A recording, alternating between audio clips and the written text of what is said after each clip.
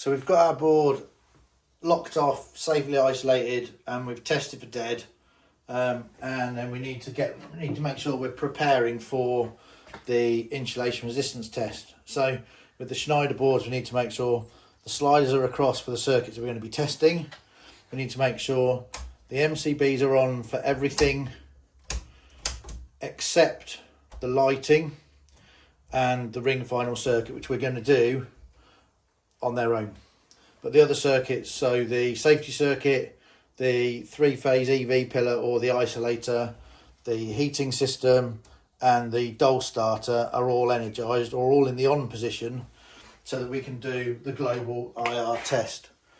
Important to keep a note that all of the CPCs are in the main earth terminal.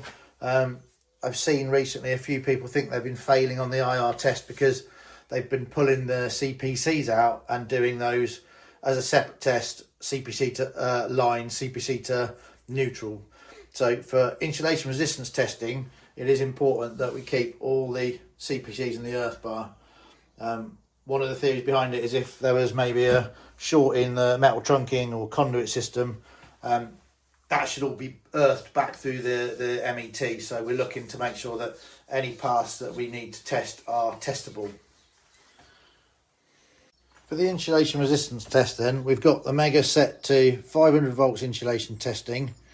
We've got our leads plugged in the relevant points, and then we want to check the meter is working correctly. So we're going to hold it for a test with the leads open, and we're getting our reader of greater than 999 mega ohms, and then we're going to test it with our leads together. So whilst it's not a null,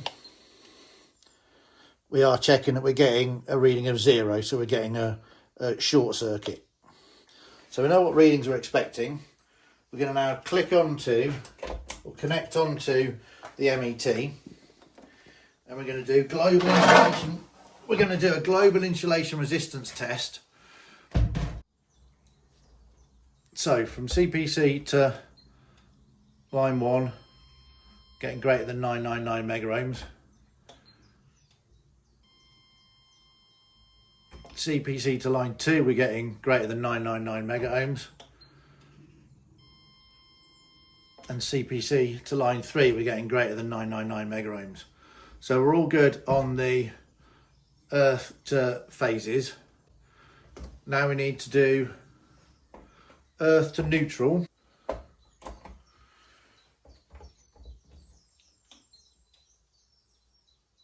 Earth to neutral.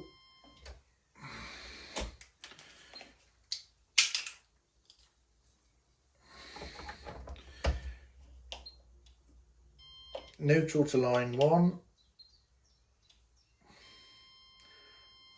greater than 999 mega ohms.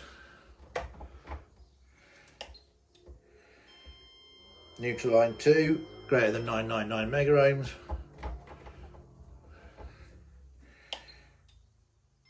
Neutral to line 3, greater than 999 mega ohms. Line 1 to line 2,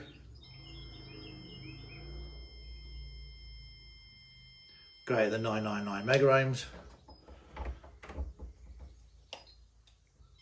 Line 2 to line 3, greater than 999 mega ohms. And line 1 to line 3,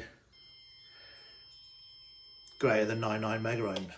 So we've got the global insulation resistance test done across all the circuits. Now what's left is the lighting and the ring final. With the lighting circuit, we're going to start by going CPC to line, and we're going to do insulation resistance test greater than 999. But now we need to go through all the combinations of strappers, so we need to operate the switches greater than 999, greater than 999, greater than 999, greater than 999, greater than 999, and greater than 999. So we've been through all combinations of the switches to test the strappers across CPC to line. Now we need to go Now we're going to go from line to neutral. So we're going to test line to neutral, greater than 999, greater than 999, greater than 999, greater than 999, greater than 999, greater than 999, and then the last switch, greater than 999. Then the last test is going to be between CPC and neutral.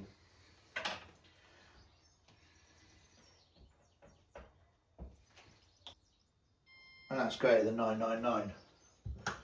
It shouldn't make any difference switching when testing between CPC and neutral, because they're just wagoed at all the points to the lights itself. For the ring final insulation resistance test, we're going to take the circuit out of the RCBO and we're going to test across CPC to line,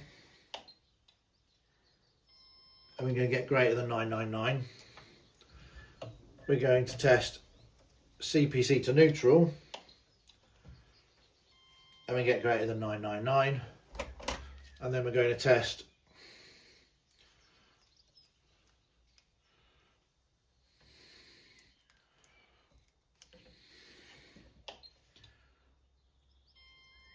line to neutral.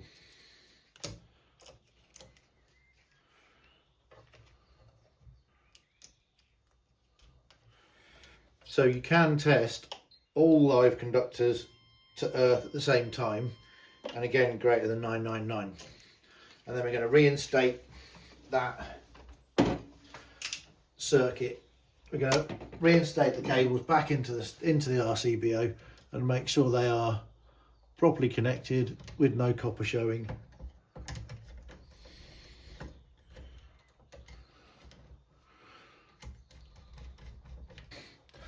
And then at the end of every testing section, I'd always stop and have a think, have we done everything we need to do?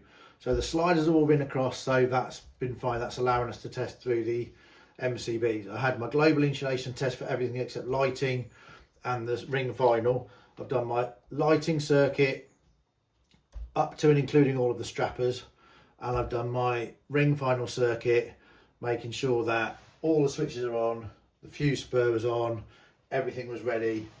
The only thing I'm thinking now is that where we come out into our three-phase dole starter, we've tested up to the dole, but we haven't tested any of the circuits for the outgoing side of the dole. To test the opposite side of the motor, or to test the motor itself, we're going to come down to the simulated motor here, and we're going to test from CPC to line 1, greater than 999. Line 2 gives us greater than 999. And line 3 gives us greater than 999. Then we need to check line 1 to line 2, greater than 999. Line 1 to line 3, greater than 999. And line 2 to line 3 is also greater than 999. So there's no neutral, so we're missing out essentially 4 tests from neutral line 1, neutral line 2, neutral line 3 and CPC to neutral. So that's all of our insulation tests done. We've done global insulation resistance tests except for lighting and the circuits. We've done the dole starter as part of the global insulation resistance, but then to move through the dole, we've tested from the opposite end.